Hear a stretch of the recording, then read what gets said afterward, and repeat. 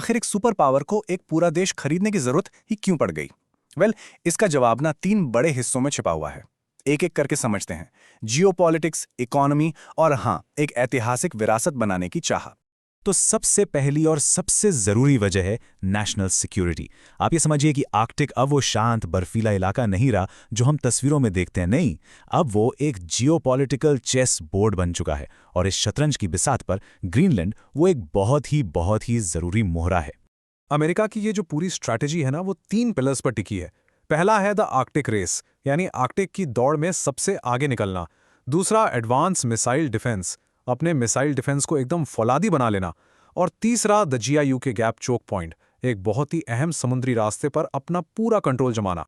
अब हो क्या रहा है देखिए, क्लाइमेट चेंज की वजह से आर्कटिक की बर्फ बहुत तेजी से पिघल रही है और इससे हो ये रहा है कि नए नए शिपिंग रूट्स खुल रहे हैं। अब इन नए रास्तों पर रशिया और चाइना जैसे देश अपनी नेवी की मौजूदगी बढ़ा रहे हैं, अपनी ताकत दिखा रहे हैं। जाहिर है अमेरिका को ये बात पसंद नहीं और उसे लगता है कि इस पूरे इलाके पर अगर नज़र रखनी है तो ग्रीनलैंड पर उसका कंट्रोल होना ही चाहिए। और सुनिए, ग्रीनलैंड में अमेरिका का एक बहुत ही क्रिटिकल स्पेस बेस पहले से ही मौजूद है, पिटोफिक्स स्पेस बेस। ये बेस अमेरिका के मिसाइल अर्ली वार्निंग सिस्टम का आप कह सकते हैं कि दिमाग है। मतलब अगर कोई मिसाइल आती है तो सबसे पहली खबर यहीं से मिलती है।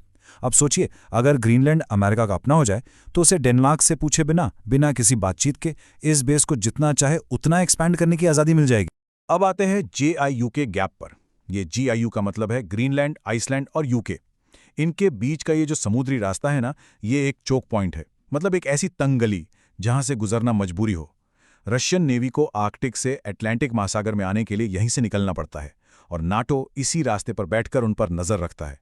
तो आप समझ सकते हैं कि इस तिकड़ी में ग्रीनलैंड की लोकेशन कितनी ज्यादा क्रिटिकल है। अच्छा, तो ये तो हो गई सिक्योरिटी की बात, पर कहानी यहीं खत्म नहीं होती। अब बात करते हैं पैसे की, क्योंकि ग्रीनलैंड की उस मोटी बर्फ की चादर के नीचे एक ऐसा खजाना छिपा है जो अमेरिका की इकोनॉमिक पावर को कई गुना बढ़ा सकता है। जरा इस चार्ट पर नजर डालिए। ये साफ साफ दिखा रहा है कि आज दुनिया के ज्यादातर रेयर अर्थ एलिमेंट्स पर किसका कंट्रोल है? चीन का। और दोस्तों, ये कोई मामूली मिनरल्स नहीं है। ये वो चीजें हैं जिनके बिना आज की मॉडर्न टेक्नोलॉजी एक कदम भी आगे नहीं बढ़ सकती। और गेस व्हाट, ग्रीनलैंड में इन्हीं कीमती रेयर अर्थ एलिमेंट्स का, जैसे कि नियोडिमियम और डिस्प्रोसियम, एक बहुत बड़ा अनटैप्ड खजाना मौजूद है। और बात सिर्फ यहीं तक नहीं है, अनुमान है कि वहां समुद्र के नीचे तेल और नेचुरल गैस के भी जबरदस्त भंडार हैं। और ये समझना बहुत ज़रूरी है कि ये एलिमेंट्स आखिर हैं क्या। अरे भाई, आपके हाथ में जो स्मार्टफोन है, जो इलेक्ट्रिक गाड़ियां सड़कों पर दौड़ रही हैं, उनकी बैटरीज से लेकर सबसे एडवांस्ड मिलिट्री वेपन्स तक सब कुछ इन्हीं से बनता है। तो सीधा सा हिसाब है, जिस देश के हाथ में ये खजाना लग गया, समझ लीजिए टेक्नोलॉजी और डिफेंस का अगला बादशाह वही होगा। वैसे आपको पता है, अमेरिका के इतिहास में ऐसा पहले भी हो चुका है। साल था 1867, जब अमेरिका ने रशिया से अलास्का खरीदा था। उस वक्त लोगों ने सरकार का खूब मजाक उड़ाया था, कहा था बर्फ का टुकड़ा खरीद लिया। लेकिन बाद में वही सौदा एक स्ट्रेटेजिक मास्टर स्ट्रोक साबित हुआ।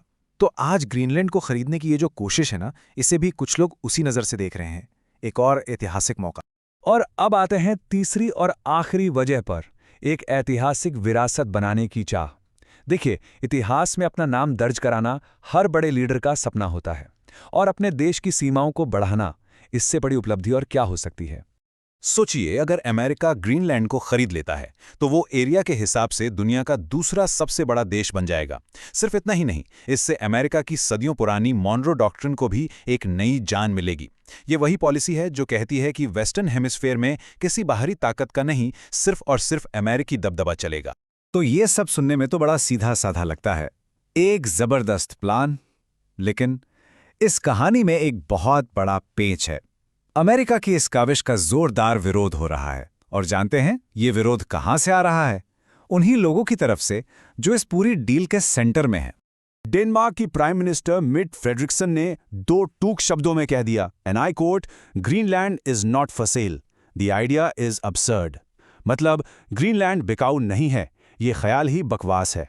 ये एक इतना सीधा और कड़ा जवाब था कि इसने दोनों देशों के रिश्तों में एक तनाव सा पैदा कर दिया। और इन सबसे ऊपर एक सवाल कि खुद ग्रीनलैंड के लोग क्या चाहते हैं।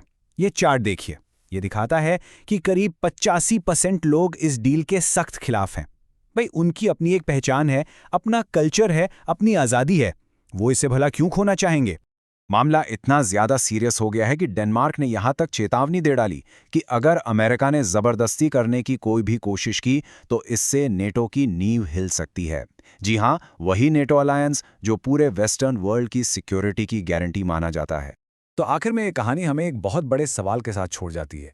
इस दुनिया में जहां एक तरफ बर्फ पिघल रही है और दूसरी तरफ जियोपॉलिटिकल टेंशन्स बढ़ रही हैं, वहां किसी देश की सॉवरेनिटी यानी उसकी आज़ादी और पहचान का भविष्य क्या है?